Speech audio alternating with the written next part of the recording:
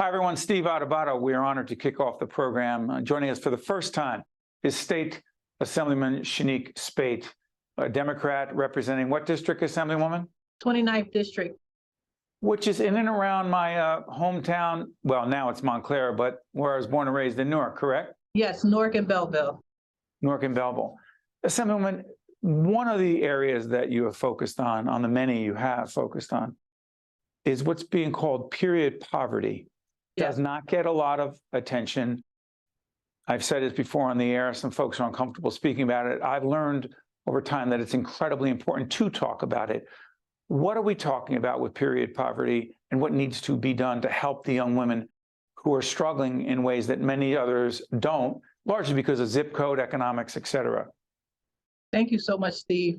One of the things I often start off saying is half of the population ministry. And oftentimes we ignore a woman's menstruation. I was brought up, in a generation where when you get your period, you hide your period.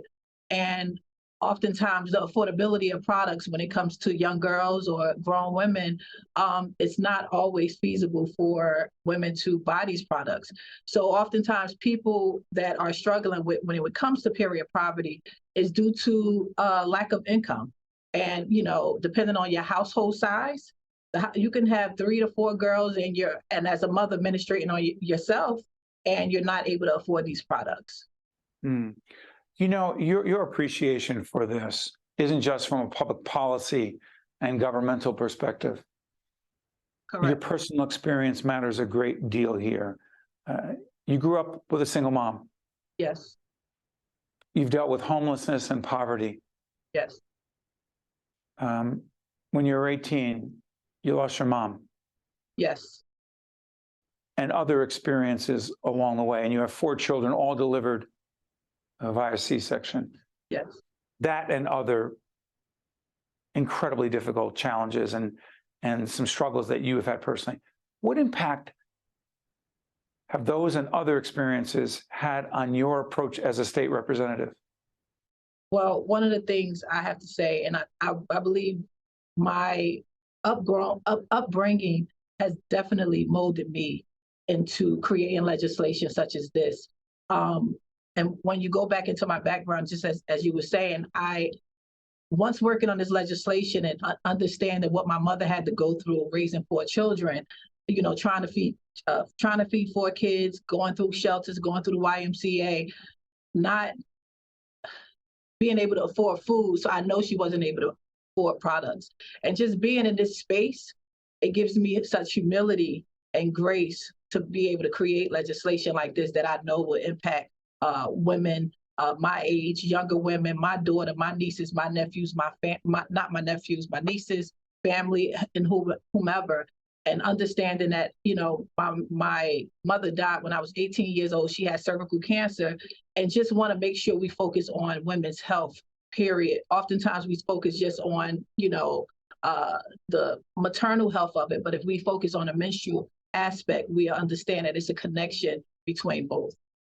And by the way, I want to make it clear that you are working with First Lady Tammy Murphy on her initiative having to do with the fact that maternal health, maternal mortality, that Black women are 7 times more likely to die in childbirth than white women.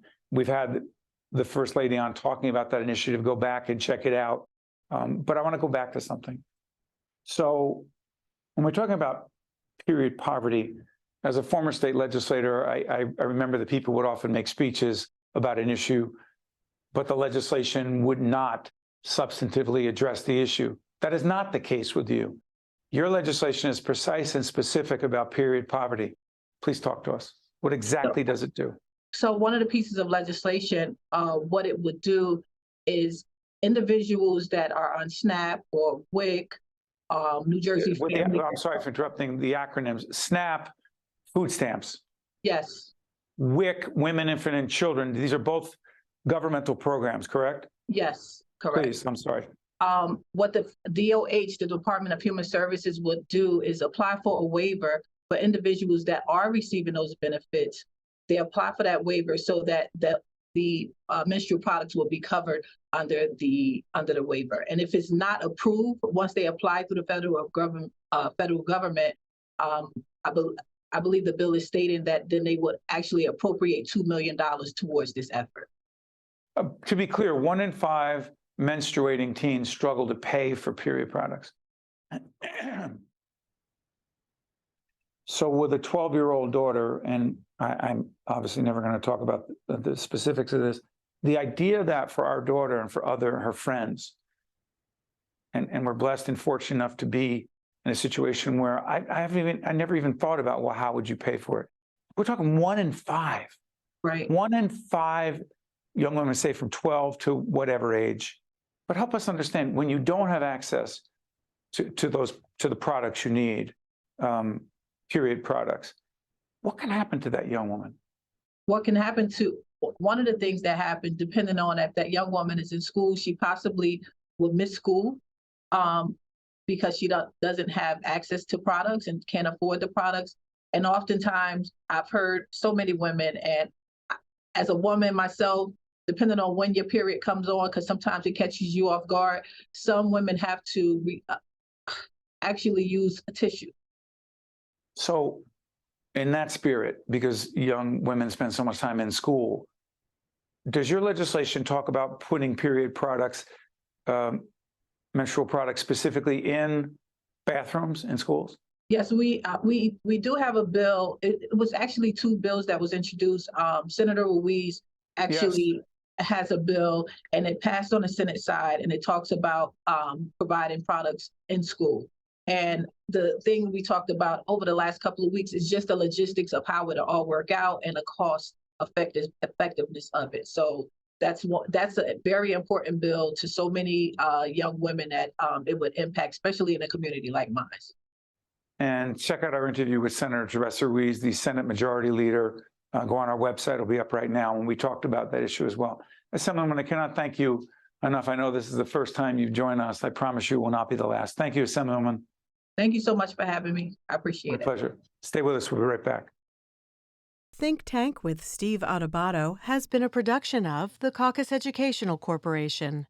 Funding has been provided by the Turrell Fund, supporting Reimagine Childcare, Kane University, New Brunswick Development Corporation, RWJ Barnabas Health, Let's Be Healthy Together, Operating Engineers, Local 825, IBEW Local 102, NJM Insurance Group, PSE&G, Newark Board of Education, and by these public-spirited organizations, individuals, and associations committed to informing New Jersey citizens about the important issues facing the Garden State, and by Employers Association of New Jersey.